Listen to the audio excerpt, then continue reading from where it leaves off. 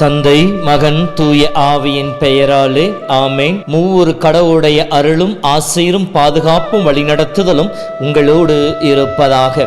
August மாதம் 24ஆம் தேதி திருத்தூதரான புனித பர்த்தலமேயு திருவிழா. இறைவன் கொடை என்னும் பெயரை தாங்கிய திருத்தூதருடைய விழாவை சிறப்பிக்கின்ற இந்த நாளிலே இந்த திருநாளுக்கான நல் வாழ்த்துக்களை உங்கள் ஒவ்வொருவருக்கும் தெரிவிப்பதிலே பெருமகிழ்ச்சி அடைகின்றேன். திருத்தூதர் புனித பர்த்தலமேயு தான் நம் ஒவ்வொருவருக்காகவும் பரிந்து பேசி இறை அருளையும் இறை ஆசிரையும் பெற்றுக் கொடுப்பாராக. இயேசுவின் அன்பு சகோதர சகோதரிகளே, திருத்தூதர் பர்த்தலமேயுவை பற்றி இயேசுனுடைய சீடர்கள் பட்டியலிலே இயேசுனுடைய உயிர்ப்பின் சாட்சிகளாக இருந்த நிலையிலே இவருடைய பெயர் இடம்பெற்றிருக்கின்றது. முதல் 3 நற்செய்தியாளர்கள் இவருடைய பெயரை பர்த்தலமேயு என்று அறிக்கையிடுகின்றார்கள். முதல் 3 நற்செய்திகள் ஏன் அவ்வாறு குறிப்பிடுகின்றனர் என்று சொன்னால், இவர் தாவீதின் வழிமரபினர் என்பதை சுட்டி காட்டுவதற்காகவே அவருடைய உண்மையான பெயரை அங்கே காட்டுகின்றார்கள். யோவான் இவரை நத்தானியேல் என்று சொல்லி அறிமுகப்படுத்துகின்றார். இந்த திருத்தூதருடைய விழாவை சிறப்பிக்கின்ற இந்த நாளில் அவர் இந்தியாவிற்கு திருப்பணி செய்ய வந்ததாகவும், இந்தியாவினுடைய கடற்கரை நகரங்களிலே அவர் போதித்ததாகவும், இங்கிருந்து அர்மேனியாவிற்கு சென்று அங்கே இறைவனுடைய வார்த்தையை போதித்ததாகவும், அற்புதங்கள் அதிசயங்கள் செய்தை கண்ட அரசர் மனமாறியதால் மற்றவர்கள் பொறாமை கொண்டு இவரை உயிரோடு தோலுரித்து தலைகீழாக நிறுத்தி தலை வெட்டப்பட்டு இவர் மரசாட்சியாக இறந்தார் என்று சொல்லி இவருடைய வரலாறு நமக்கு சொல்லி காட்டுகின்றது. இயேசுவால் அழைக்கப்பட்டு, இயேசுவால் பாராட்டப்பட்டு, இயேசுனுடைய ஆசிரை நிறைவாய் தன் வாழ்விலை சுமந்து இறைவன் சாட்சியாய் வாழ்ந்து மரித்த புனிதருடைய விழாவை கொண்டாடுகின்ற நாளிலே இந்த விழாவின் வழியாக இறைவன் நம் ஒவ்வொருவருக்கும் சொல்லுகின்ற ஆசீர்வாதம் மிகுந்த வழிகாட்டுதல்கள் என்ன என்பதை பற்றி சிறிது சிந்தித்து பார்ப்போம். நீ ஆசீர்வாதமாக இருப்பாய், இன்று முதல் உன்னை ஆசீர்வதிப்பேன் என்கிற வாக்குத்தத்தங்களை நம் உள்ளத்திலே நம்முடைய காதிலே கேட்கின்ற பொழுதே நமக்கு ஒரு வகையான பூரிப்பு ஏற்படுகின்றது, நம்முள்ளத்திலே ஒரு வகையான அமைதி ஏற்படுகின்றது. அதை போலவே பர்த்தலமேயுவை இயேசு ஆசீர்வதிக்கின்றார். நீ பெரிய காரியங்களை காண்பாய் என்று சொல்லுகின்றார். இது மிகப்பெரிய ஆசீர்வாதம். ஆண்டவரை காண்கின்ற பாக்கியம், அதைவிட மேலாக ஆண்டவர் மேல் ஆவியானவர் இறங்குவதையும் ஏறுவதையும் பார்க்கின்ற அந்த ஒப்பற்ற ஒரு காட்சியை காண்பாய், என்னுடைய சிரத்துவத்திலே பங்கெடுப்பாய் என்கின்ற ஒரு ஆசீர்வாதத்தை கடவுள் பர்த்தலமேயுவுக்கு கொடுக்கின்றார். ஆண்டவரை காண்கின்ற கண்கள் பேறு பெற்றவை. லூக்கா புத்தகம் 2:30-31 படிக்கிற பொழுது சிமியோன் இவ்வாறு சொல்வார், என் மீட்பை என் கண்கள் கண்டு கொண்டன என்று சொல்லி ஆர்ப்பரித்து பாடுவார். இதோ அந்த ஆசீர்வாதத்தை இன்று நத்தானியேலுக்கு கடவுள் கொடுக்கின்றார். இரண்டாவது ஆசீர்வாதம் என்ன என்று சொல்லி பார்க்கின்ற பொழுது, ஆண்டவருடைய அங்கீகாரம். நாம் செய்கின்ற செயல்களை நம்மோடு இருக்கின்ற மனிதர்கள் அங்கீகரிக்கின்ற பொழுது, அதை ஏற்றுக்கொள்கின்ற பொழுது நம் உள்ளத்திலே ஒரு வகையான மகிழ்ச்சி ஏற்படுகின்றது, ஒரு நிறைவை நாம் கடந்து போகிறோம். அதைவிட நாம் செய்கின்ற செயல்கள், நம்முடைய வாழ்வினுடைய செயல்பாடுகளை நாம் எதிர்பார்க்காத பெரியவரோ மதிப்புக்குரியவரோ அதை பாராட்டுகின்ற பொழுது இன்னும் நமக்கு ஒரு வகையான பூரிப்பு ஏற்படுகின்றது. அதைவிட மேலானது கடவுள் நம்மை அங்கீகரிக்கின்ற பொழுது ஏற்படுகின்ற மகிழ்ச்சி.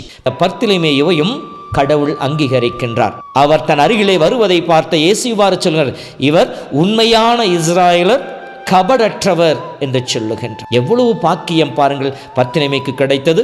இயேசுவின் அங்கீகாரத்தையும் இயேசுவினுடைய பாராட்டையும் பெறுகின்ற அளவிற்கு ஆசீர்வாதம் மிகுந்த ஒரு மனிதனாக புனித பர்த்தலமேயு இருந்தார். இங்கே இயேசு தனி மனிதனாக இருந்த பர்த்தலமேயுவை இஸ்ராயலோடு ஒப்பிடுகிற ஒரு இனத்தோடு ஒப்பிடுகின்றார். காரணம் என்ன என்று பார்க்கின்ற பொழுது, இஸ்ராயல் இனம் மெசியாவுக்காக ஏங்கிக் கொண்டிருந்தது, எதிர்பார்த்து கொண்டிருந்தது, காத்து கொண்டிருந்தது. மெசியா வருவார், நமக்கு எல்லா நிலைகளும் விடுதலை கொடுப்பார் என்று சொல்லி அந்த உரிமை வாழ்வுக்காக ஏங்கிக் கொண்டிருந்தது. பர்த்தலமேயும் அந்த ஒரு எதிர்பார்ப்போடு இருந்தார். எப்படி நாம் அதை அறிந்து கொள்ளலாம் என்றால், இறை வாக்குகளையும் திருச்சட்டங்களையும் துருவி ஆராய்கின்ற அதை அறிந்து வைத்திருக்கின்ற பிலிப்புனுடைய நண்பராக இவர் இருக்கின்றார். அப்படி என்றால் இவரும் அந்த இறை வார்த்தையை அறிந்து திருச்சட்டங்களின்படி ஆய்ந்து மெசியாவுக்காக காத்து கொண்டிருந்தவராக இருந்திருப்பார்.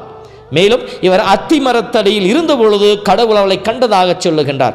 அப்படி என்றால் அத்திமரத்தில் அடியில் அமர்வது என்பது பழைய ஏற்பாட்டினுடைய விவிலிய அறிஞர்களுடைய விளக்கத்தின்படி பார்க்கின்ற பொழுது இறை சட்டங்களை ஆய்ந்து அறிகின்ற இடம், இறை சட்டங்களை பற்றி உரையாடுகின்ற இடம், இறை சட்டங்களை தெரிந்து கொள்வதற்கு கூடி வருகின்ற இடம் என்று அர்த்தம் சொல்லப்படுகின்றது. இவர் இறை வார்த்தை அறிந்தவராகவும் இறை வார்த்தையின் வழியாக மெசியா வருகைக்காக ஏங்கிக் கொண்டிருந்தவராகவும் காத்து கொண்டிருந்தவராகவும் அதற்கேற்றார் போல தன் வாழ்வை ஆயத்தப்படுத்தி வைத்துக் கொண்டவராகவும் இருந்ததால்தான் அவரை பார்த்து இவர் உண்மையான இஸ்ராயலன் என்றும் கபடற்றவர் என்றும் சொல்லுகின்றார். கபடு என்று சொல்லி வார்த்தைக்கு அர்த்தம் காணுகின்ற பொழுது துரோகம், தந்திரம், சூழ்ச்சி, வஞ்சகம் நிறைந்த உள்ளம் என்று சொல்லப்படுகின்றது. இந்த குணங்கள் இல்லாததினாலே இவர் கபடற்றவராக இருக்கின்றார்.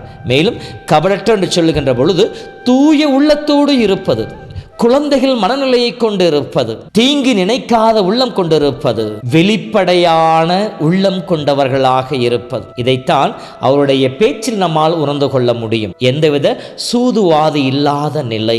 பிலிப்பு போய் பத்திரமிடம் சொல்லுகின்றார், இறைவாக்குகளும் திருச்சட்டங்களும் மோயிசனும் முன்குறித்து வைத்த மெசியாவை நாங்கள் கண்டோம் என்று சொல்லுகின்ற பொழுது அவருடைய பதில் எப்படிப்பட்டதாக இருக்கின்றது? நாசரேத்திலிருந்து நல்லது எதுவும் வரக்கூடுமோ தன் உள்ளத்தில் இருப்பதை அப்படியே பேசுபவராக இருக்கின்றார்.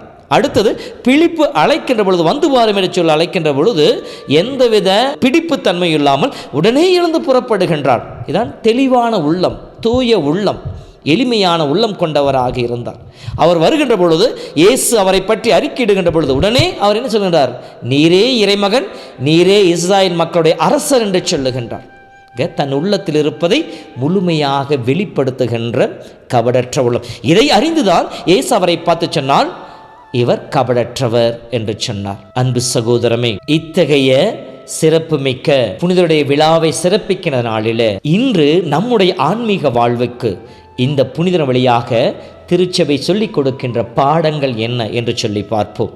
முதலாவது, இறை வார்த்தைகளையும் திருச்சட்டங்களையும் அறிந்தவர்களாக, அதில் நம்பிக்கை வைத்தவர்களாக, அதன் வழியாக இறை திட்டத்தை எதிர்நோக்கி இருப்பவர்களாக இருக்க வேண்டும். பர்த்திலேமேயு இறை வாக்குகளையும் திருச்சட்டங்களையும் ஆய்ந்து அறிந்தவராக மெசியாவின் வருகைக்கு காத்திருந்தவராக இருந்தார். இறை வார்த்தையிலே நம்பிக்கை வைத்தவராக இருந்தார். இறை வார்த்தையிலும் திருச்சட்டங்களிலும் நம்பிக்கை வைத்தவர்களாக நாம் வாழ முயற்சிக்க வேண்டும். அப்படி என்றால் இறை வார்த்தையை படிக்கணும், படித்ததில் நாம் நம்பிக்கை வைக்கணும். இரண்டாவதாக, அழைப்பிற்கு செவிமடுக்கணும்.